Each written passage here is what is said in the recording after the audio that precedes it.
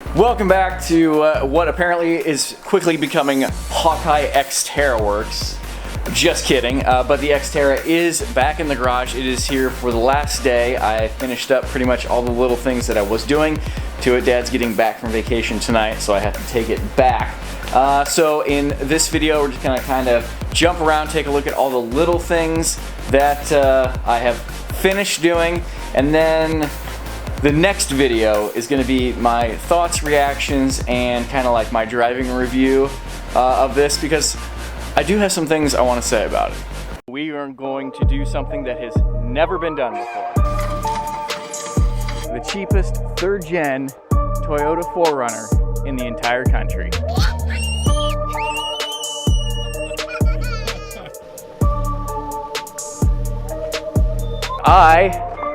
I bought another 4Runner. Dad, everything is blowing!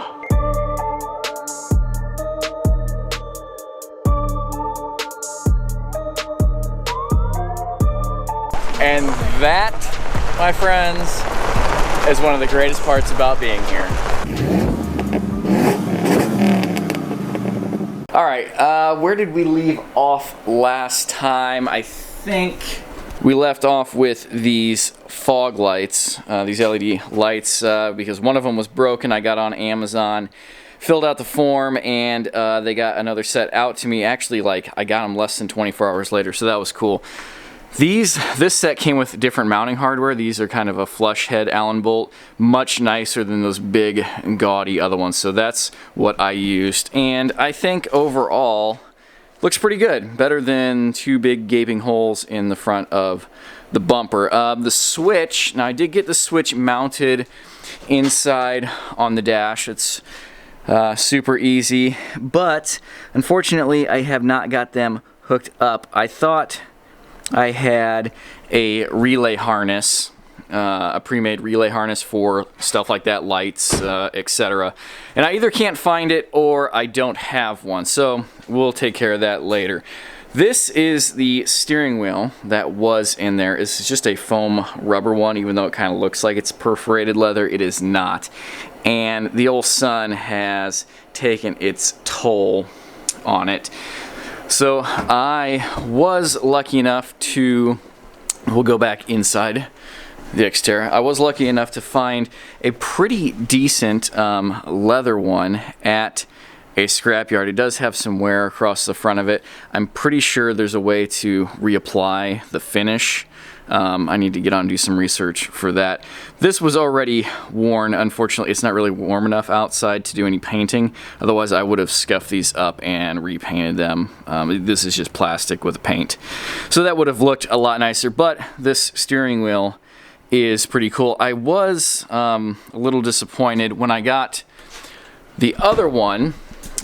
It must have come, this is an 05. This is the first year for this body style update. This new steering wheel that I got actually had radio controls on it, and it uses the same plug that goes into the clock spring. And I plugged it in and I tried it. Unfortunately, it didn't work. I'm assuming probably since this is the first year, that was an option that was added later, and that radio's probably not set up for it or wired for it. So unfortunately, that didn't work. You'll notice I haven't done the headlights yet. The temperature plummeted this week, and it was not conducive for cleaning up these headlights, but I will do that. I'm going to use that product, film that, and you guys will see that later on in a few weeks, hopefully, probably. Alright, what else was there? Unfortunately, I was defeated by the remote start system. I think we touched base on that last video, how it tried to start it, but it wouldn't. And with the key in the ignition, I could remote start it, but that was kind of useless.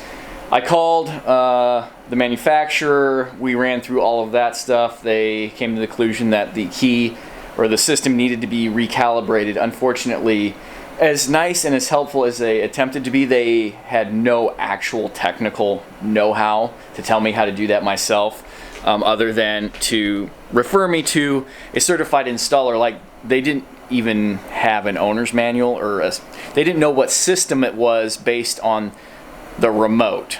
that seems kind of weird to me. But anyway, I took it down to the installer, and of course they wanted to keep it for the day to work on it, which I couldn't leave.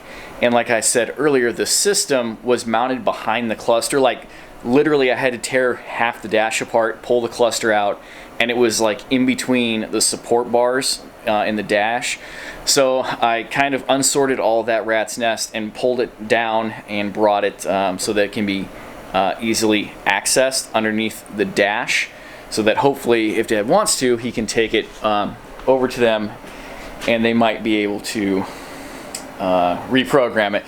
There's supposed to be, so one box has a program button on it, and there's supposed to be something called a valet switch that's for other programming, or lets you to like put it in a mode where valets can't do certain things with your car.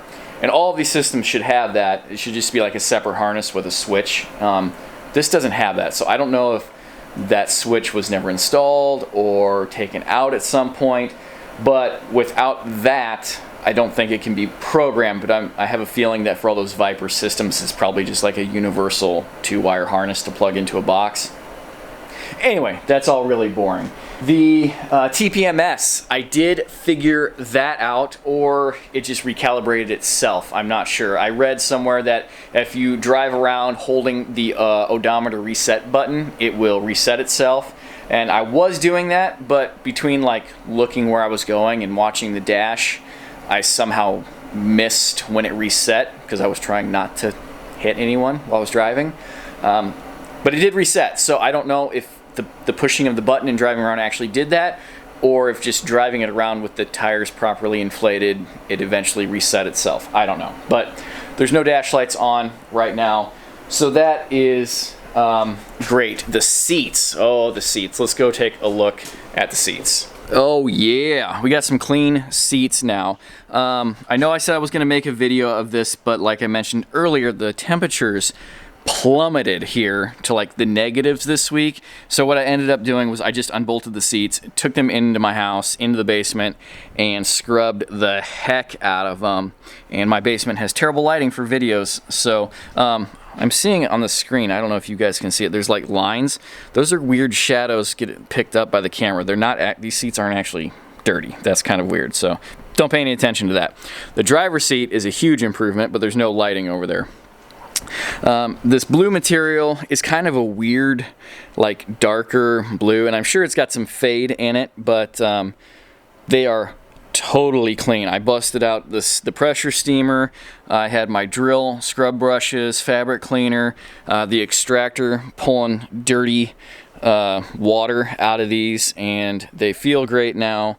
They're puffed up a little bit better. The foam has got a little bit more support in it. You know what, let's run over there and I want to show you guys something.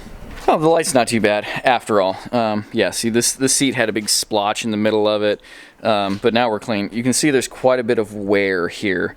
A lot of times you can get away with taking the cover off and then kind of pinching the seam on the back, pulling it tighter, and then running another stitch to pull this wear away. But I was going to do that. The more I looked at it, I don't think that's probably going to be possible. This is pretty standard gray fabric for this type of car seat, so I think if it ever goes through, I'll strongly recommend Dad take this and take it to an upholstery shop and have it redone. I'll even pull the cover off for him. I'm also going to recommend that he gets some like tactical canvas seat covers to go over these just to keep them clean. Again, with the weird shadows and stuff, like, you guys seeing all these splotches? Those are not there in person, so I don't know what that is. That is super weird. I also noticed that these seat belts are we're retracting relatively slow, and it still kind of is because it's damp. But usually that happens because the seat belt gets dirty, gets oily from grimy hands. So I went ahead and pulled this all the way out, got the fabric cleaner out, and my drill brushes, the same that I did with the seats, with the pressure steamer. Gave them a good cleaning and good wipe down, got a lot of dirt off of there, and they're working better. They are still damp, which is hindering that. Actually, I probably should, let's string it onto the door there to keep it out so it can dry a little bit. It's not under tension right now, so we don't have to worry about the retractors. All right, what else? Battery tie down was completely loose. Battery was rattling all over the place, so I went ahead and tightened that down. And what else? Oh, this does have Rancho quick struts. The leveling the front end whole strut assembly is supposed to give you like 1 or 2 inches of lift to make it level. The rear springs on this are a little bit on the saggy side. I think we need to do a shackle or an add leaf to kind of re-level it again. But they do ride.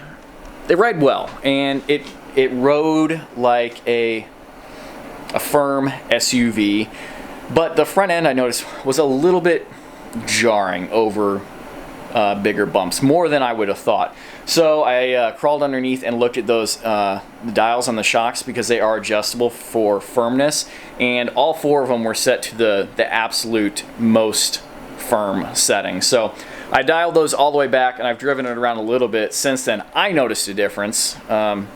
More than just knowing that I did it, so I was looking for a difference. We'll see if Dad notices a difference. I also think it's probably got a ball joint going bad in the front. There's a little bit of a shake, or I don't know. You guys know what a bad ball joint feels like over bigger bumps, and definitely needs some new front brakes. And I'm pretty sure, Dad, I'm pretty sure you told me you needed front brakes, so I concur. Anyway, other than that, I do like the rig. I hope you guys like the xterra. And yeah, if you haven't realized already, we are not an exclusive brand and model channel. If it's 4x4, even if it's not 4x4, if it's got an engine in it, we're okay with it, mostly. So if you have any thoughts or comments, recommendations about the xterra, as always, leave those down below in the comments. Or for more detailed stuff, feel free to email me, hawkeyeskunkworks@gmail.com. You can also head on over to Instagram and Facebook. Follow me over there, because I post a lot more stuff than what you just see in the videos over on Instagram a lot more often. So I think we are going to hop in this and start filming another video, my driving review overview video, and take it back over to Dad's house. Until next time, thank you for watching the video, and take care. Goodbye.